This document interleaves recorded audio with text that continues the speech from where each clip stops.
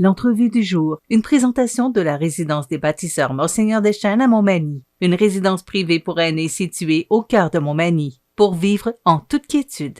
La résidence des bâtisseurs Monseigneur Deschênes à Montmagny, une résidence privée pour aînés située au cœur de Montmagny. Personnel compétent, service 24 heures sur 24, infirmière, entrée sécuritaire contrôlée et plus encore. La résidence des bâtisseurs Monseigneur Deschênes pour vivre en toute quiétude. Mon prochain invité, on se connaît bien, et ça fait des lunes qu'on se connaît. Jean-Paul Beaumont, bonjour.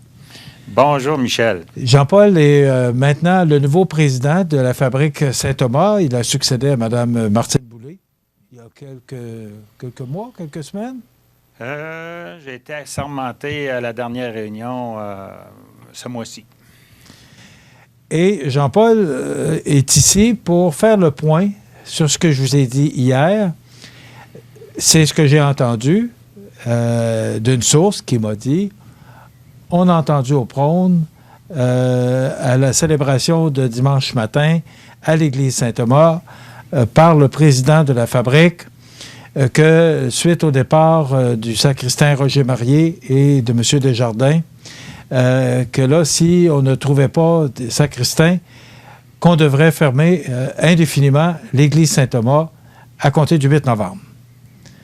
Il semblerait que ce ne soit pas exact, l'information que j'ai eue de cette source-là.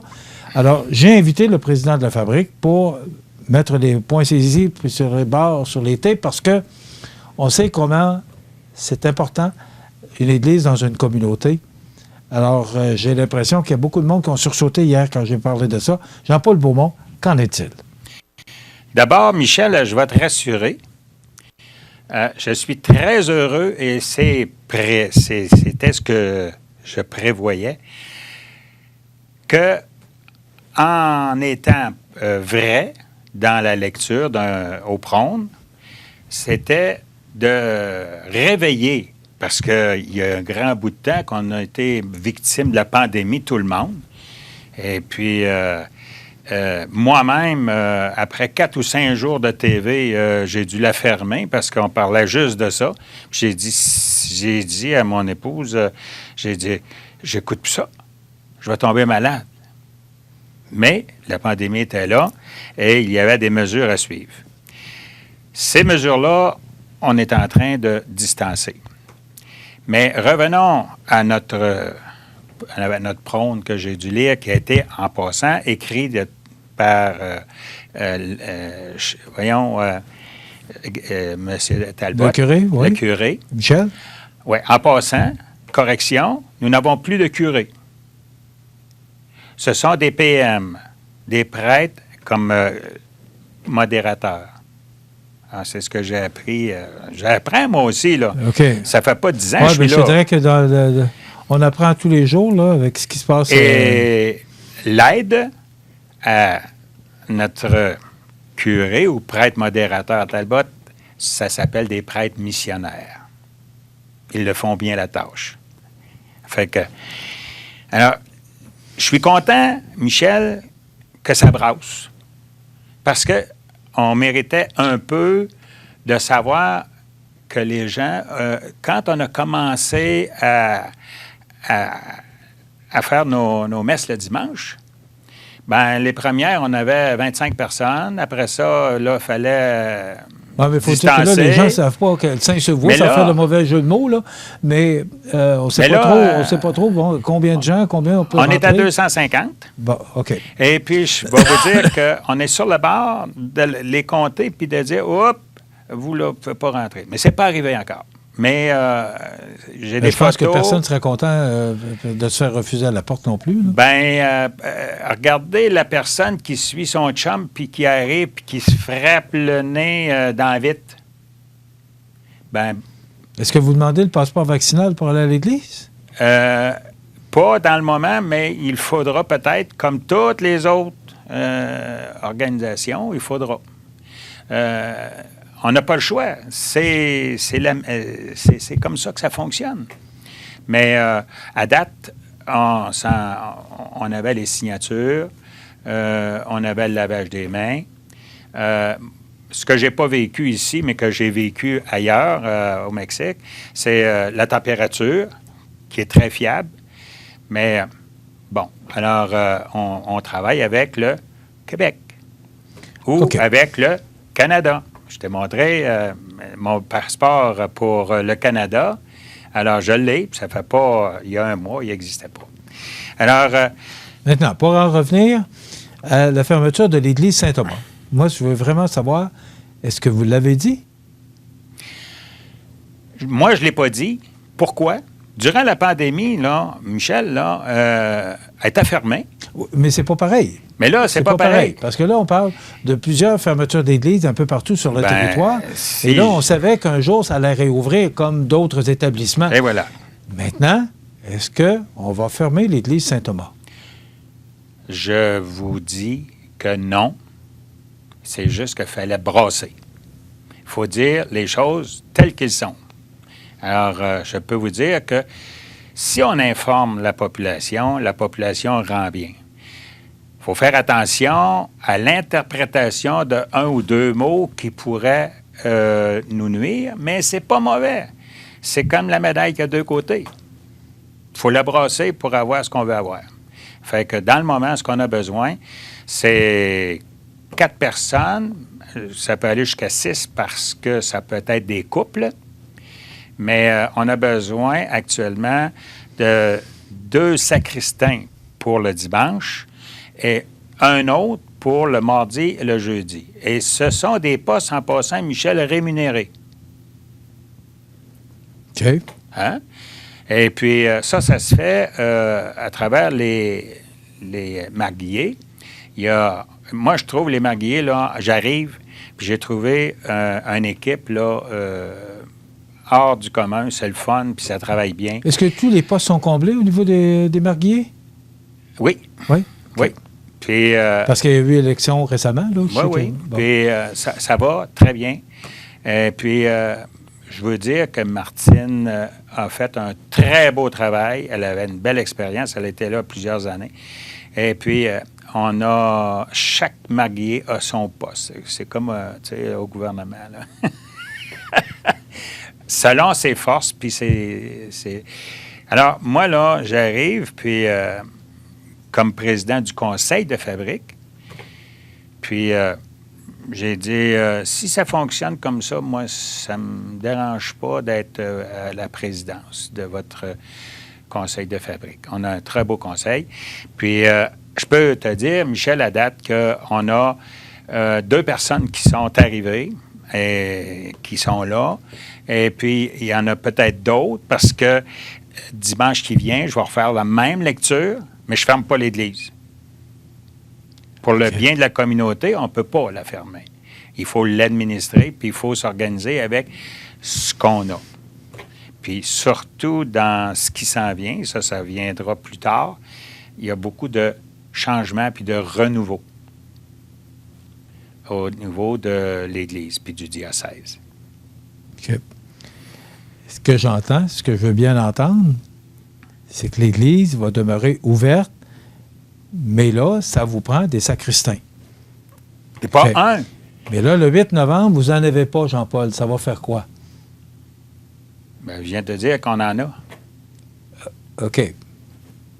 Puis, je serais le plus surpris du monde. Pourquoi avoir annoncé ça dimanche si vous en avez? On n'en avait pas dimanche. OK, donc il y a une réaction.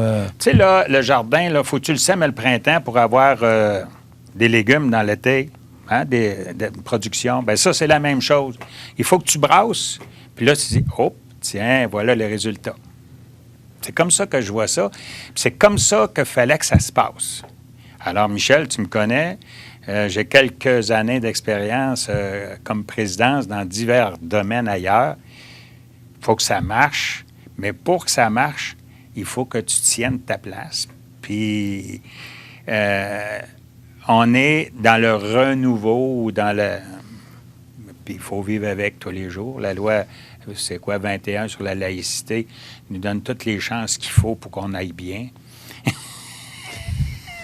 Jean-Paul, le temps passe vite. Oui. Financièrement, parce que là, vous avez parlé que ces postes de sacristain pour succéder à M. Marié et à M. Desjardins seraient rémunérés, puis, oui. puis c'est correct, on comprend ça. Oui. Ça m'amène Bon, avec la pandémie, est-ce qu'il y a eu,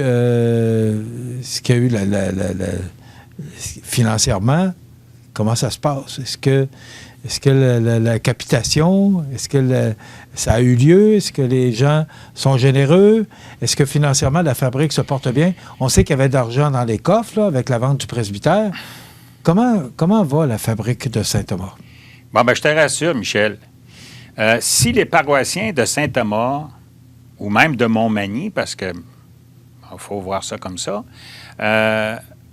n'étaient pas à la messe, je peux dire que la capitation a très bien été répondue. Et puis, les paroissiens de Saint-Thomas, je pense qu'ils ont faim, ils sont affamés de revenir socialiser, puis de se rencontrer à l'Église, puis de s'intérioriser. Alors, s'il nous manque, en fait, là, 2 sacristains, mais on veut en mettre, tu sais, on veut avoir un peu plus pour, d'abord, on veut avoir aussi, Michel, ce qu'on n'a pas vu à Saint-Thomas, on avait des sacristines, mais dans l'ombre. Dans les paroisses alentours, après vérification, il y a des sacristines. Puis, ils se font un plaisir de servir leur Église. Ce qu'on n'a pas eu à Saint-Thomas, on l'a eu, mais dans l'ombre. Je pense à Carmen, par exemple, puis Roger. Carmen fait un très beau travail. Qui est la conjointe de Roger Marié, là, qui est sacristain depuis des années, qui a remplacé Germain Fortier. Qui doit nous laisser, pas parce qu'il est à la fin de son contrat, mais que sa santé. C'est pour des raisons de santé, on le sait. Des raisons de santé.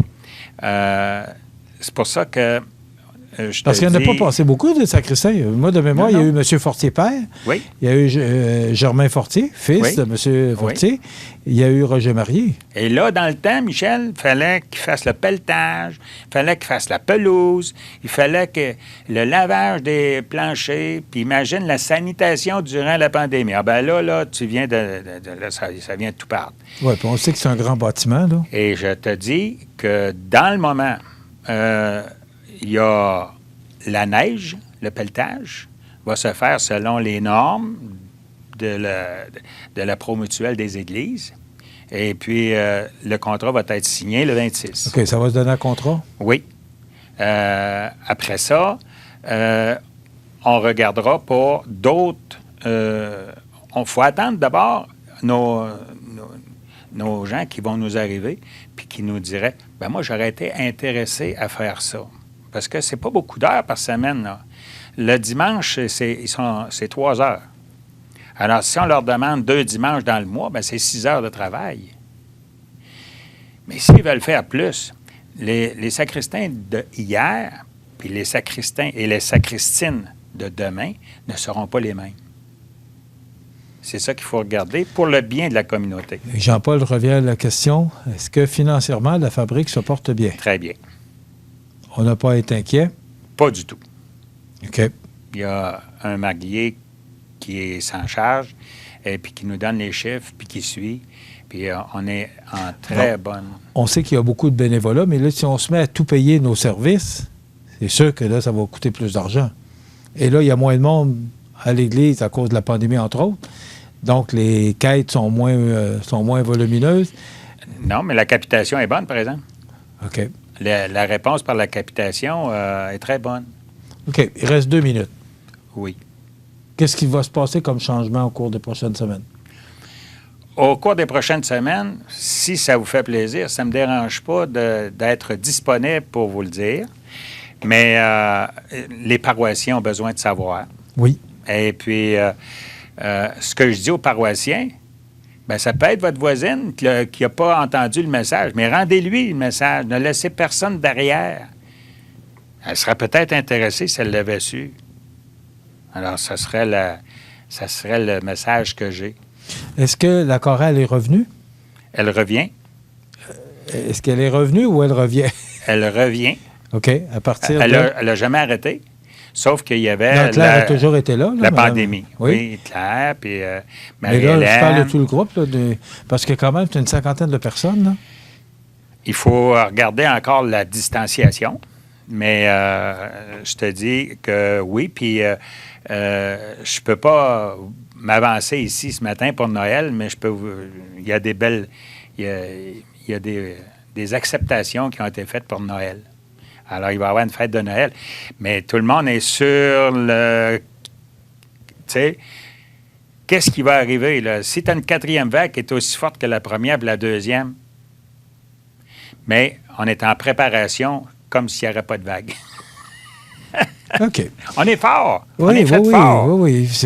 Vous me semblez très enthousiaste et positif. On va regarder ça de même. Je ne suis pas tout seul. Donc, le 8 novembre. Il n'y a pas de fermeture d'église. Faites-vous-en pas.